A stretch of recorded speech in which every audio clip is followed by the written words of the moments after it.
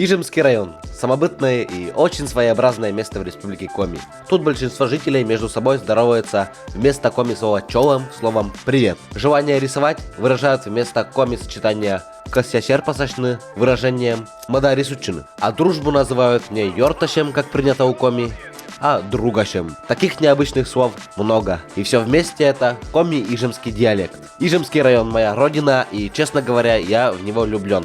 И сам тоже разговариваю на коми-ижемском диалекте. А сейчас вам покажу традиции Ижемского района. Попробуйте в мой район не влюбиться. Уверяю вас, не получится. Традиционное жилье оленеводов всем и вся известно. Это чум. О нем поговорим позже. А знали ли вы, что сейчас стало модным делать балок на санях? Практичное и очень удобное в тундре изобретение. Каркас выполнен из дерева и металлических прутьев. Балок обшит материалом, который держит тепло и ветер. Внутри балка стоит печь и стол. Там можно свободно есть и спать двум людям. Шоколадные это блины.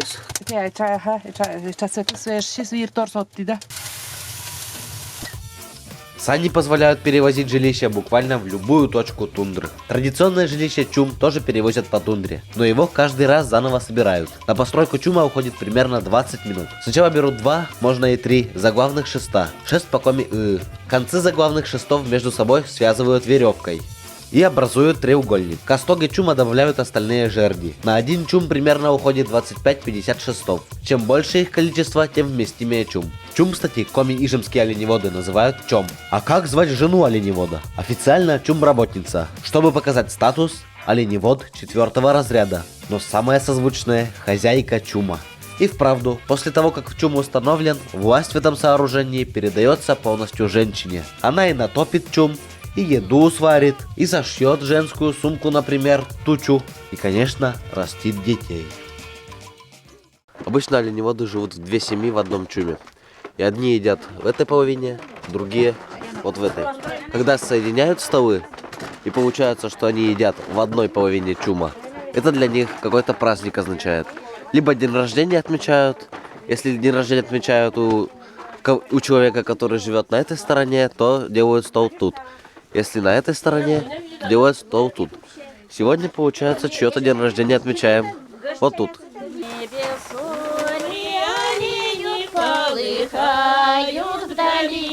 Будто солнце олени на рогах принесли.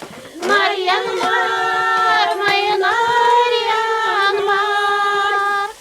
На столе тут жареное мясо оленина. Оленина вареная, это рыба, свой хлеб бакуринский. А это деликатес, щеки у оленя. У Печоры, у реки здесь живут оленеводы и рыбачат рыбаки. А вот так выглядит кровать в чуме. Она расположена вдоль чума. Ложимся на шкуру оленя, укрываемся балаганом, что сверху, и бурвой спать. Но для нас чум сделали из брезента. Так было быстрей. Но чум-работница еще и шьет покрытие для чума. Оно шьется из шкур и уходит на одно покрытие примерно 20 шкур оленя. Обувь оленеводов шьют из камуса, кыспакоми. Это шкура с голени оленя. Выделка шкуры очень трудоемкий процесс. В Ижемском районе заготовкой камуса занимается Альбина Николаевна. У нее в мастерской и мы познакомились с процессом заготовки. Сначала нужно 5 часов мочить шкуру в соляном растворе, 12 часов высушить, хорошо помять, и только потом можно извлекать подкожный жир с кожи для гибкости материи. Справа вы наблюдаете камус без выделки, а слева камус с выделкой.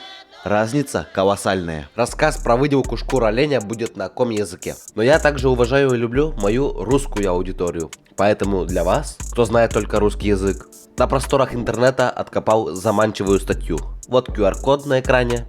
Переходите, читайте про выделку шкур на русском языке. Меня зовут Альбина Николаевна. А чем родителям кырдырын, как я мышу его как остын, аймам ветлема с ним кырын, а чем верес самуник тоже кырдырын ветли. Кордон ветлись, а кольчи при доярка робити, унаво. И вот я язык учил бровайны кыскарны, и унаво ним кысяскара. Воляс, кысяс. Мне пока таланты вы. Первый кысым, так, бочта, первый песлала. Так, песлала, так, дебить. Пес, так, кыртала.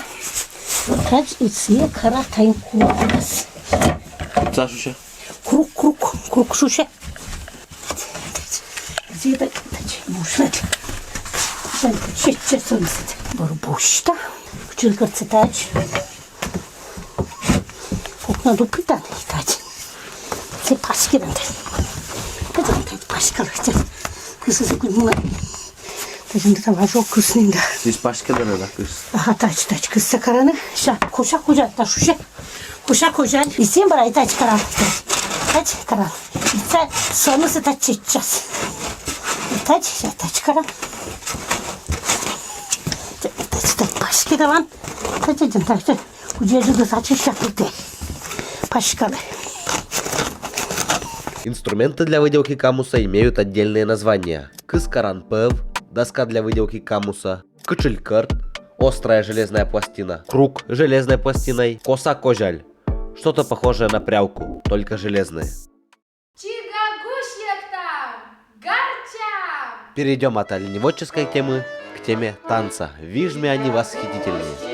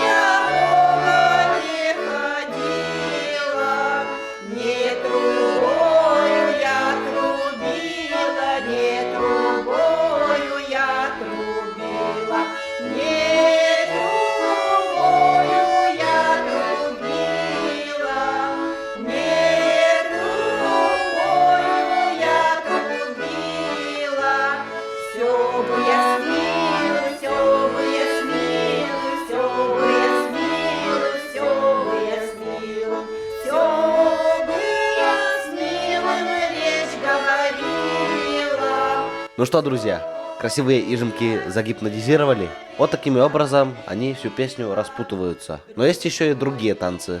Например, танец. В начале танца надо взглянуть на сторону, потом на свою пару. Далее делают 4 шага вперед, разворачиваются и снова смотрят на сторону и на свою пару. Потом делают 4 шага назад и танцуют парами.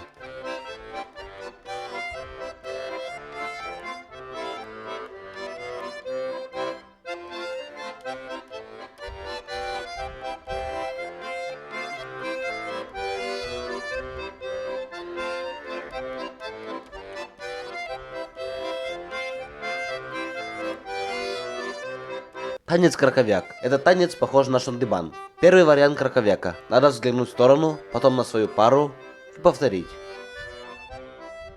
Далее делают 3 шага вперед. Разворачиваются и делают 4 шага назад. Оборачиваются друг к другу и делают пару шагов вперед. Снова крутятся и снова пару шагов назад. Второй вариант краковяка.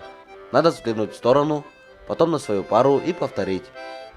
Далее делают 3 шага вперед, разворачиваются и делают 4 шага назад и танцуют парами.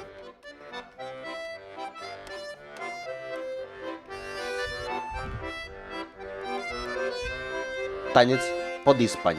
Песню под испань поют по-русски. Ижемцы, конечно, коми, но любили русские песни.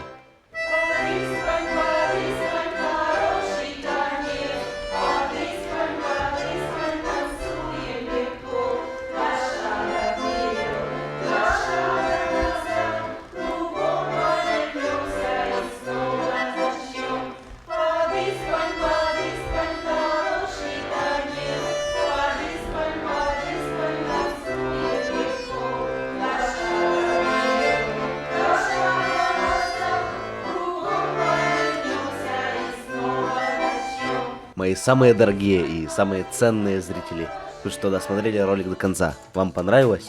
Влюбились в Вижемский район? Огромная благодарность за просмотр. Ждите новые ролики. Жду от вас комментарии и подписку. Сестры, братья, сестры, братья, сестры, братья,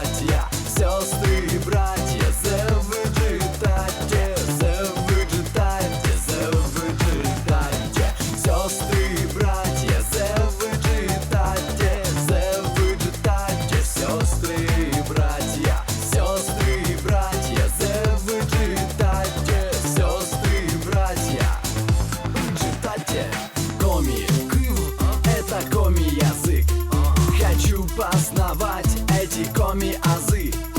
С вами петь и танцевать, танцевать, танцевать. С вами петь и танцевать, танцевать, и танцевать. Коми-му, это коми-народ. Я не забываю ни земли, ни